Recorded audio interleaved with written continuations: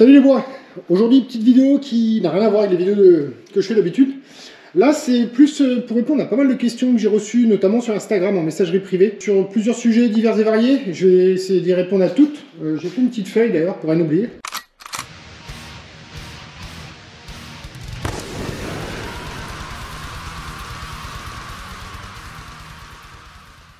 Petite vidéo à part, donc pour vous présenter un peu quand même, parce que c'est vrai que, c'est pas que je me suis jamais présenté, parce que ça tout le monde s'en branle plus ou moins, mais bon, je vais vous expliquer un peu quand même la suite. Là, ça fait déjà plus de 6 mois que la chaîne est lancée, les abonnés grimpent petit à petit, ça fait super plaisir, merci encore. T'es pas abonné, surtout abonne-toi. Donc ça grimpe tout ça, c'est vachement sympa, moi ça me motive énormément. Il y a des jours, tu vois, j'ai pas envie de venir au hangar, parce que, la flemme, et puis je me dis, allez vas-y, on y va, on va bricoler un peu, tourner une petite vidéo, après il y a tout le montage, ça c'est une grosse partie, je pense que c'est une partie, je m'y attendais pas en fait quand j'ai lancé la chaîne, c'était tout le taf de montage vidéo derrière, c'est un truc de dingue.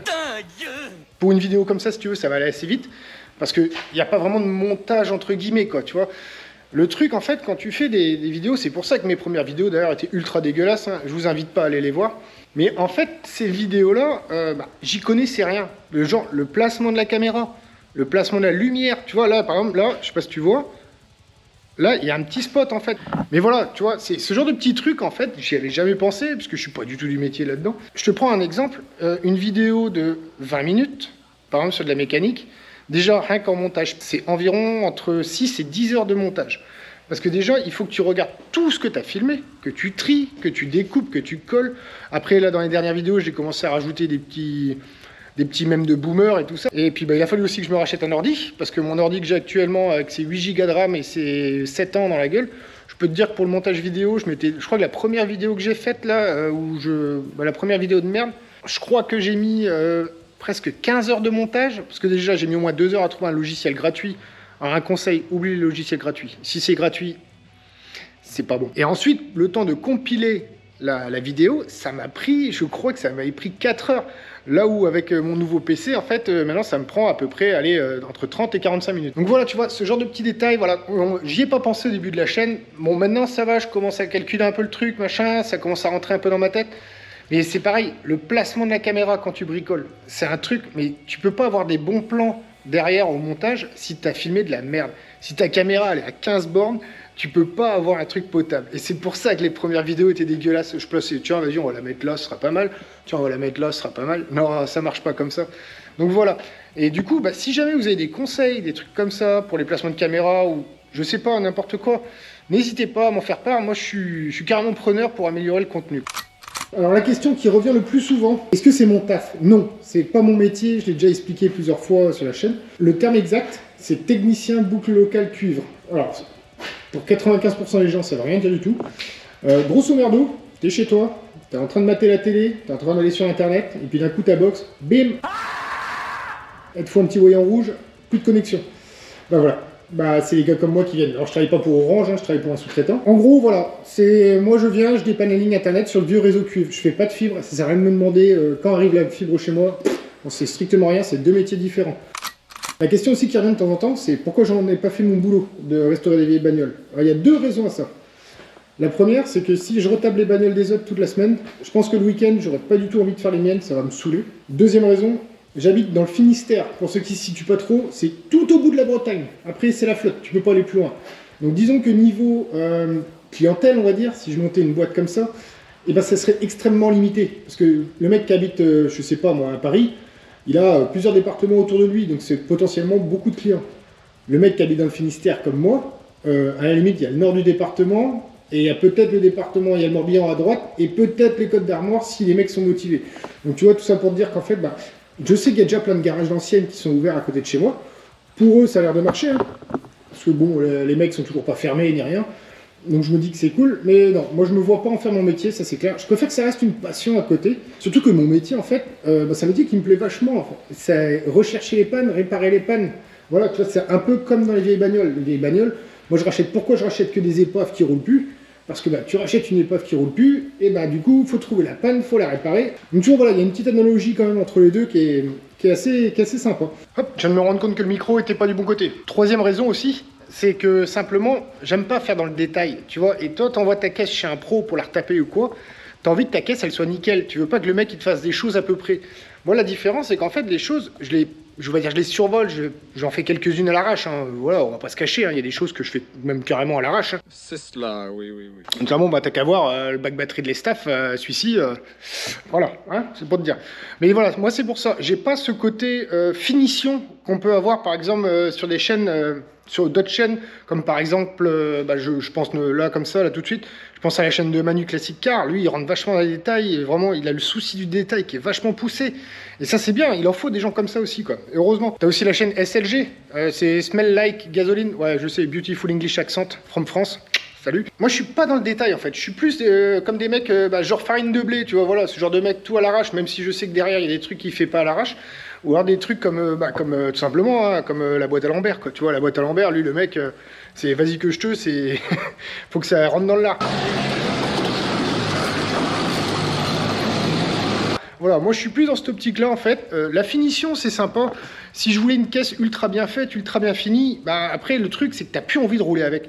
Ta caisse, tu sors, au premier rond-point, tu flippes, tu te dis putain merde, il y a un mec qui va me rentrer dedans, un truc comme ça. Tandis que moi, je retape une caisse, il y a un mec qui me rentre dedans. Bah écoute, bah, c'est comme ça, vas-y, je te refais ça vite fait et on s'en fout. Moi, le but, c'est récupérer des épaves, les remettre en route et les faire vivre sur la route. Ça, pour moi, c'est très important. Et il n'y a pas d'exception à ça, tu vois. Même le Mérou, il y a plein de trucs que j'ai fait. Ben, déjà, j'ai commencé celui-là il y a presque 7 ans, je crois, la restauration, un truc comme ça. C'est un taf de titan, ce truc-là. Avec des connaissances qui étaient quasiment inexistantes. Et en fait, ce Mérou, si je devais, par exemple, commencer la restauration aujourd'hui, il y a des trucs que je ferais jamais comme j'ai fait à l'époque. Il y a un endroit, je te promets, il y a un placard de mastic, mon gars, parce que j'étais nul à chier en soudure. Je pense que celui-là, un jour, je vais passer sur un Dodan, le truc, il va finir par terre. Mais bon, voilà. Non, moi, le but, c'est vraiment... faut que ça roule, quoi. Faut que ça roule, faut que ça vive. Les bagnoles qui sont ultra bien refaites, moi, je les vois bien dans un musée. Après, je critique pas, attention, hein, je critique pas les gens qui retapent des caisses vraiment nickel chrome. Il en faut, voilà. On m'a demandé aussi pourquoi j'ai monté la chaîne. En fait, donc, déjà de base, moi j'étais vachement actif sur les forums. Ça c'est les vieux, tu sais, genre Caradisiac et tout ça. Les forums c'était avant. Maintenant, tout est sur Facebook. Le problème de Facebook, c'est que il n'y a pas cet esprit qu'il y avait sur les forums. En fait, Facebook, notamment, je prends des groupes comme les groupes des fans des staffettes et tout ça. T'as des mecs qui débarquent du jour au lendemain et puis ils te disent ouais bonjour, je voudrais monter une boîte 5. Bonjour. Comment on fait pour mettre un moteur d'R30 TS dans une estaf? Et moi, c'est cette petite... ça me dérange. Alors pareil, oui, si, là c'est une critique en fait, c'est carrément une critique même. Mais disons que c'est un côté vraiment qui me dérange Facebook. Je suis pas très actif là-dessus au niveau des groupes Facebook. De temps en temps, quand je vois une question entre guillemets intelligente, j'essaie d'y répondre, j'essaie d'aider le mec, parce que je vois qu'il est dans la merde.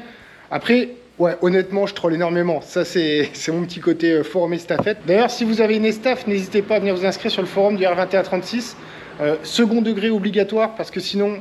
vous êtes mort. Donc ouais voilà, donc en fait en gros la chaîne, moi j'ai fait ça, ça peut filer des idées à des gens qui osent pas faire peut-être certains trucs du genre bah, la peinture Raptor, il y en a 2-3 qui m'ont envoyé un message qui m'ont dit putain vu le résultat je vais me lancer aussi.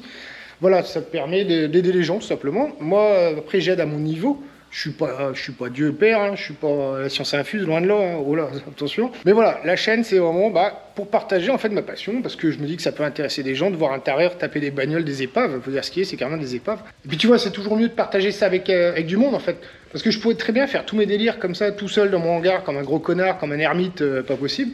Ça existe, il y en a, les mecs ils sortent jamais leur bagnole, ils se font des gros délires, les bagnoles elles roulent jamais, je trouve ça dommage, mais bon. Là on va venir dans le dur. Les projets du Panzer Garage. Donc là, l'année se termine, hein. Ça va être la dernière vidéo de l'année. Après, là, à Noël, je ferai pas de mécanique à Noël, je pense pas, ou alors très peu.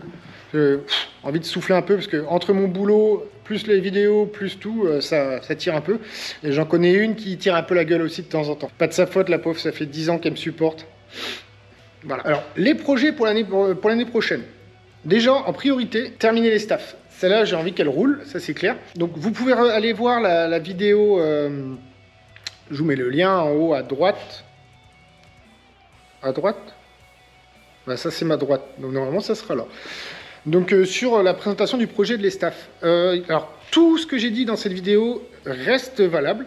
Ça prendra plus de temps que prévu. Pour ceux qui n'auraient pas remarqué, j'ai déjà perdu presque 4 mois. Parce qu'à la base, je devais laisser dans sa patine d'origine.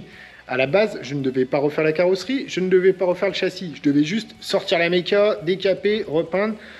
Foutre un moteur plus puissant, des jantes larges, tout ça. Non, bah voilà. Donc pour cette bestiole là, en fait, tout reste d'actualité. C'est-à-dire que les jantes larges, échappement inox, le moteur à injection, je sais plus tout ce que j'avais dit dans la vidéo, mais tout ça, c'est clair, ça va être fait.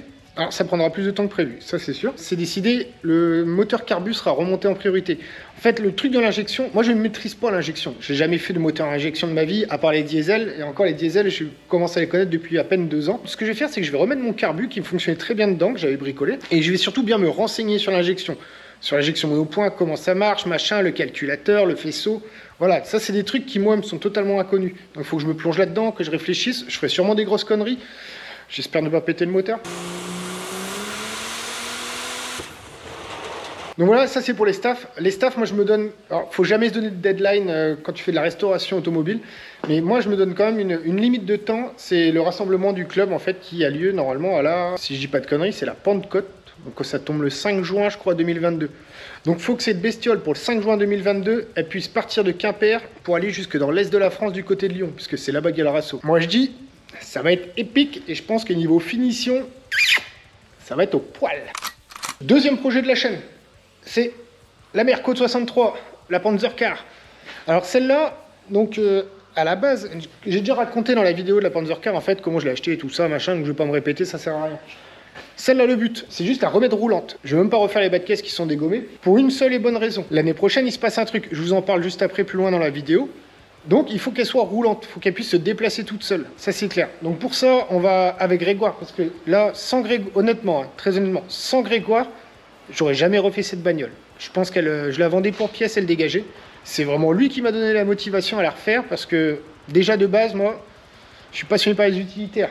Les voitures, j'aime bien hein, les voitures, mais je trouve ça trop confort, il n'y a pas de challenge. Donc il faut qu'elle soit roulante, donc on va refaire les freins, fiabiliser la mécanique vite fait. Il faut qu'elle puisse à peu près parcourir 30 bornes. Voilà, je crois que sur ces eaux-là, c'est dans les 30-35 bornes, il faut qu'elle puisse parcourir ça, quoi. Du coup, cette caisse, ça va être une restauration de longue haleine. Ça va être un projet qui va durer dans le temps, ça c'est clair. Il ne sera pas fait en 2-2, il ne sera pas fait à l'arrache non plus. Parce que je pense que cette caisse, au bout d'un moment, après ça dépend des lois, comment elles vont évoluer sur le diesel et tout ça, parce que celle-là c'est une mazout.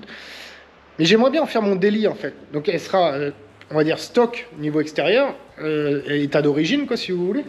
Mais en dessous, j'aurais bien aimé modifier 2-3 trucs, tu vois, du genre petite suspension air ride, enfin des trucs assez sympas quoi. Niveau moteur, je pense pas toucher. Les 55 chevaux d'origine me vont parfaitement.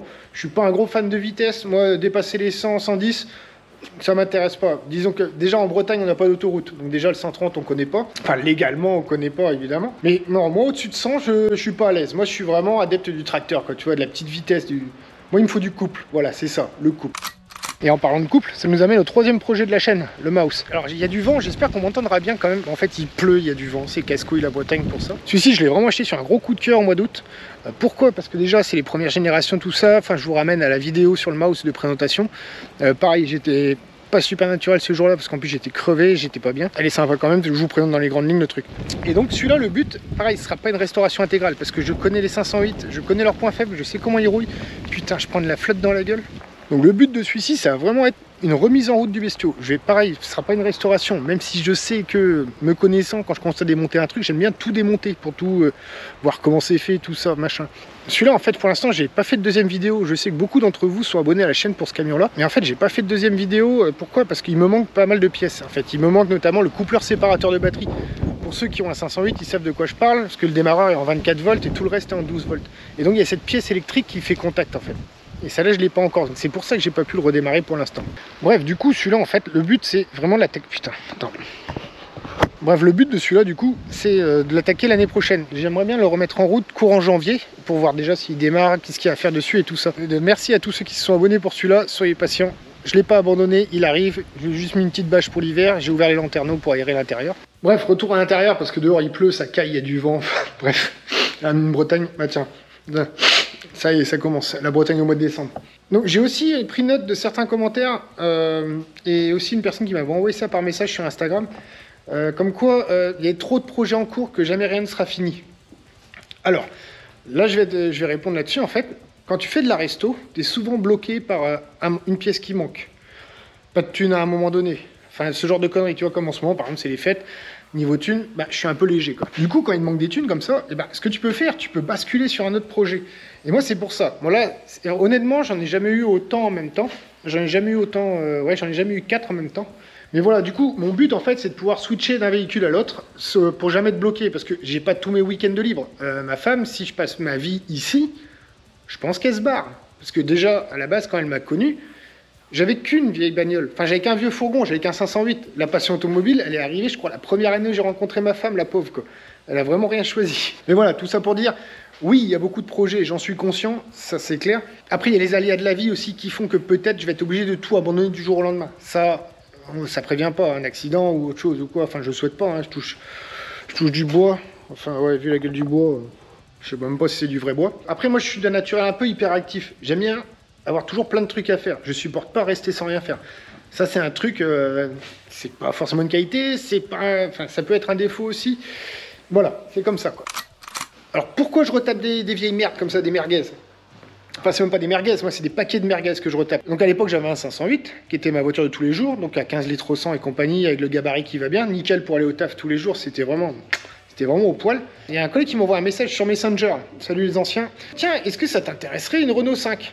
Moi je dis ouais, Renault 5, ouais, bah c'est quoi, c'est une petite bagnole, ouais, c'est vrai que ça serait peut-être plus pratique quand je dois aller en centre-ville, prendre des bitures et tout ça, que garer le 508 en centre-ville à Brest, à part le parking de Carrefour-Trace pour ceux qui connaissent, voilà, il n'y en a pas beaucoup, quoi. Donc je dis bah ouais, vas-y, bah c'est combien? Le gars me dit bah les gratos. Je dis bon bah ok, j'arrive. Donc on arrive, l'embrayage était baisé, les freins bloqués je crois de mémoire, mais le moteur il tournait. Voilà, ça a commencé avec ça, cette Renault 5. Je l'ai remise en route pour en faire ma petite voiture de tous les jours. Elle a eu droit à une peinture complète. Je vous mets une petite photo ici, là.